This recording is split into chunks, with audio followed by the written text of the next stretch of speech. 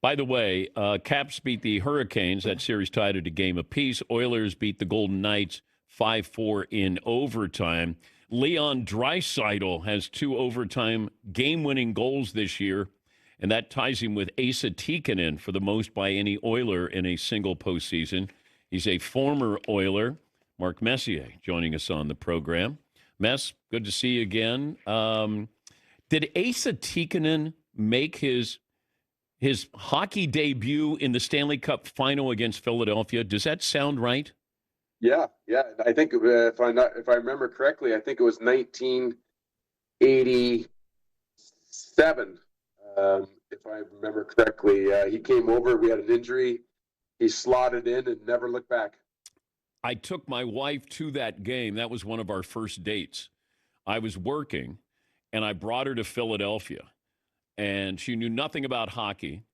End of the first period, Gretz is on a rush. She stands up, and I almost got in a fight because these guys behind me were MFing her and the whole thing.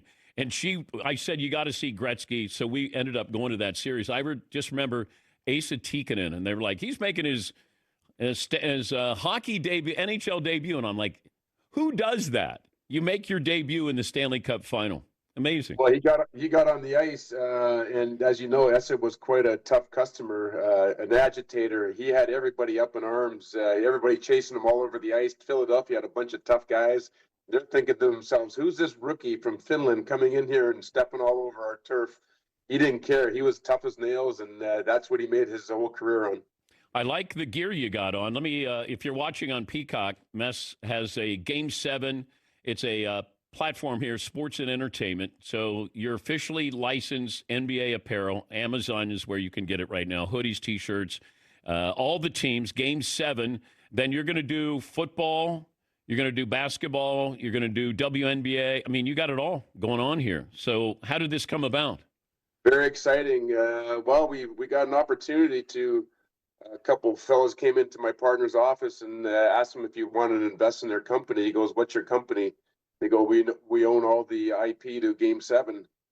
He called me up and go, "Do you know anything about this?" I go, "I don't. But if they have what they say they have, we should buy the company." We did.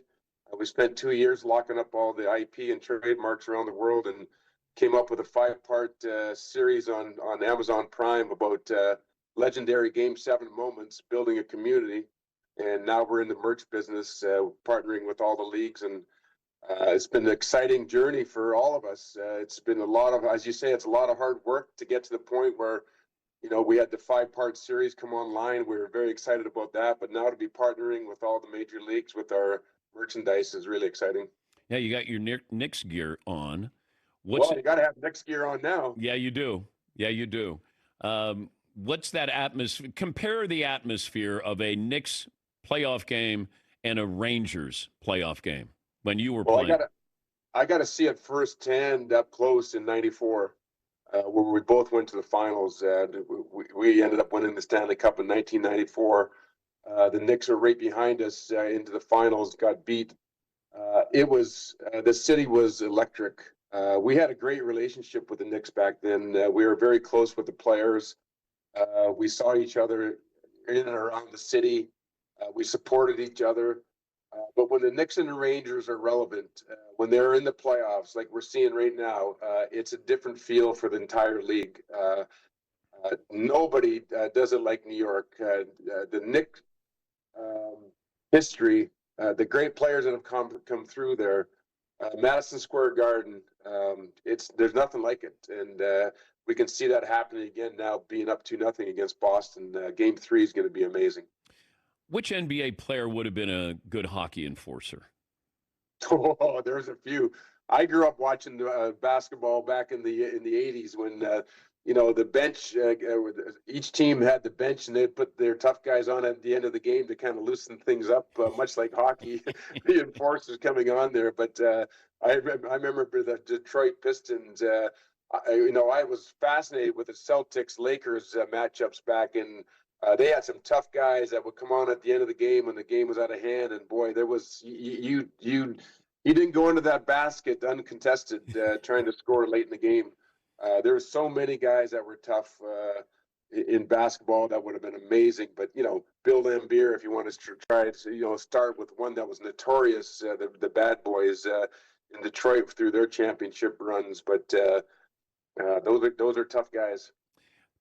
Scoring is up in the NHL. I think this is the fifth consecutive year, and in the playoffs. Any reasons or reason because of that? I think we did a great job coming out the work stoppage back in 2006, I believe. I think we recognized that our game, the best part of our game, is the skill and the speed that which it's played at. We were getting locked down, slowed down by better coaching and the ability to hook and hold and slow the player's speed through the neutral zone. We eliminated that. We took out the red line and opened the game up. And as we've seen the last, 15 years or more, the game is so incredibly fast. The skill level of the players has probably never been higher. We every night we're just amazed at what the players can do. The conditioning, the technology into the equipment. The goaltenders are better than ever, but we're still finding ways to score. It seems nowadays that no lead is safe. Like in the 15 years ago, if you had a 2-0 lead going to third period, it was pretty much a foregone conclusion you're going to win that game, but not anymore.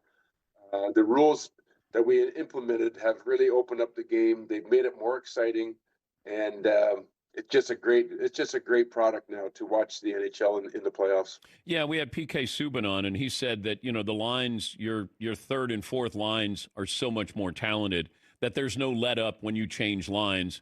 You're bringing in guys who could have been great in the juniors as a scorer. Well, oftentimes you see these guys that are playing in role or depth role players on teams that had the ability to score 40, 50 goals in junior hockey or even in the American Hockey League. They come into the National Hockey League and they got to figure out a way to help the team. They can't pass McDavid or Draisaitl on the Oilers, even though they could on most teams. So what do they got to do? They got to figure out a way to check. They got to figure out a way to play tough. They got to figure out a way to be, an add-on to the team. But when they do get a chance, of course, they have that talent and that ability. Teams that go on to win the Stanley Cup have players in position that are overqualified in the depth positions, basically in the third and fourth lines. They figure out how to play a much different game than they're used to, because that's what the team requires. But when they get a chance, they can score, and we've seen that in the playoffs again this year. Did you ever hit Gretzky? Well, it was one of the hardest things for me as a person and as a player when he got traded to LA in 1988. We grew up brothers. We had won the 4 Stanley Cups together. He got traded to Los Angeles, and of course, who do we play the first round of the playoffs? That year was Wayne Gretzky and the LA Kings. You have to put friendships aside. The problem with that is that he was not easy to hit. He was so elusive on the ice. He had a sixth sense about him that no other players had that's ever played the game. But I became the captain when he left, and the hardest thing to do was to understand that if I had a chance to put him in the crosshairs, I was going to finish him, but it wasn't easy. I've been asking guests here recently, you can start your team with Ovechkin or Sidney Crosby. Who would you pick? That's a great question. I've always been a massive Sidney Crosby fan from the time he came into the league, the way he played, the electrifying open ice player that he was, the work ethic that he had on the ice, on and off the ice, the way he represented the game, and a center ice position. When you build teams, you're built through the goaltender, the 4 defensemen, and the 2 center icemen. To have a player like Sidney Crosby to start an organization that plays a center ice position, I think, is critical, because the backbone of any championship team goes through the middle of the ice. And then you look at Ovechkin, with what he's been able to do in his career. But I always start in the middle of the ice. The 2 center ice positions, number 1 and number 2, the 4 defensemen and the goaltender. That's where you build your team around. But look at, if Ovechkin fell in my lap, I would not be disappointed. It might hurt if he fell in your lap, as big as he is. That's true. That's true. Hey, good luck with business here. Good luck with the playoffs as well. It's great to visit with you again. Great being on with you, Dan, and your tracksuit's on its way in the mail. Oh, okay. I like that. When's the last time you checked somebody? Oh, it's been too long, actually. Even in the little bit of pickup hockey that I play in, maybe my son or my nephews, I gave them a little bit to run into the boards playing some pickup hockey. Wait, you get out there on the ice?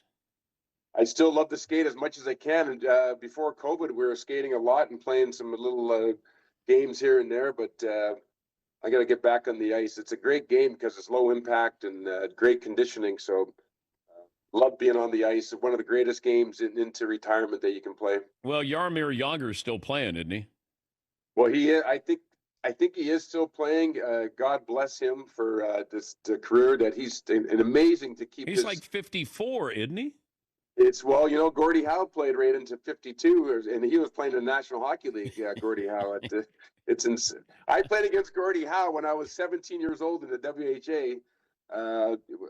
Man, I couldn't believe it. I was lining up against Gordie Howe. My mom and my dad came to the game and visit. My mom looked at my dad and go, "What the hell did you get him into?" He said, "Gordie's going to kill him." Thank you, Mess. Great to talk to you again.